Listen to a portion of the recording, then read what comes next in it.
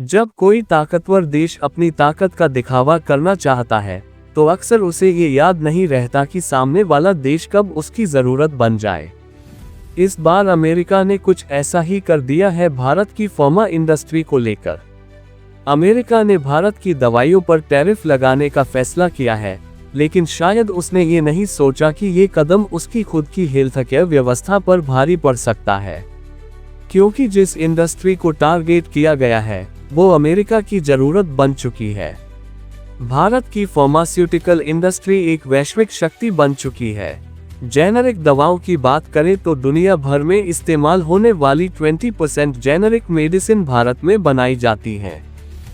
Vaccine निर्माण के मामले में भारत का हिस्सा 60% से भी अधिक है, जिससे साफ जाहिर होता है कि भारत स्वास्थ्य सेवाओं के क्षेत्र में अग्रणी भूमिका निभा रहा है।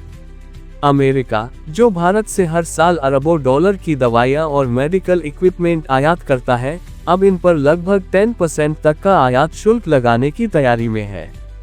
यह निर्णय जितना राजनीतिक दिखाई देता है, उतना ही आर्थिक रूप से नुकसानदेह भी हो सकता है, खासकर खुद अमेरिका के लिए। वर्तमान में भारत अमेरिका को सबसे ज्यादा जेनेरिक दवाइयों की आपूर्ति करता है। अमेरिका में हर 4 में से 1 डॉक्टर भारतीय मूल का होता है। अस्पतालों से लेकर रिसर्च लैब्स तक भारत की भागीदारी अमेरिका की मेडिकल व्यवस्था की रीढ़ बन चुकी है। मेडिकल डेटा, टेक्नोलॉजी और कॉल सेंटर सपोर्ट, इन सभी में भारत की अहम भूमिका है। कोविड-19 जैसी वैश्विक आपदा के दौरान भी भारत ने अमेरिका समेत दुनिया भर को वैक्सीन पहुंचाकर साबित किया कि वह केवल निर्माता नहीं, संकट मोचक भी है। अब अगर अमेरिका भारत से आने वाली दवाओं पर शुल्क लगाएगा, तो वहां की आम जनता को जेब से ज्यादा खर्च करना पड़ेगा। अमेरिकी बाजार में भारत की दवाइयां इसलिए लोकप्रिय हैं क्योंकि ये असरदार होने के साथ साथ किफायती भी हैं। स्विट्जरलैंड, आयरलैंड या जर्मनी से आयातित दवाएं महंगी हैं और भारत के विकल्प को खत्म करना अमेरिका को सीधे आर्थिक झटका देगा।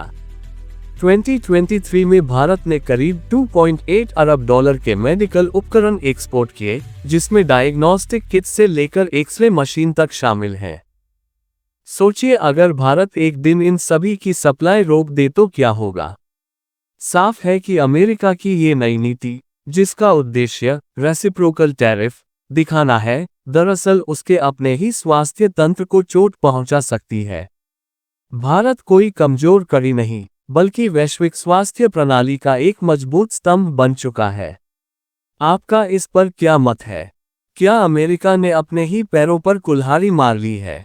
नीचे कमेंट करके अपनी राय जरूर बताएं, और अगर आपको ये जानकारी उपयोगी लगी हो तो इसे शेयर करें ताकि और लोग भी इससे जुड़ सकें।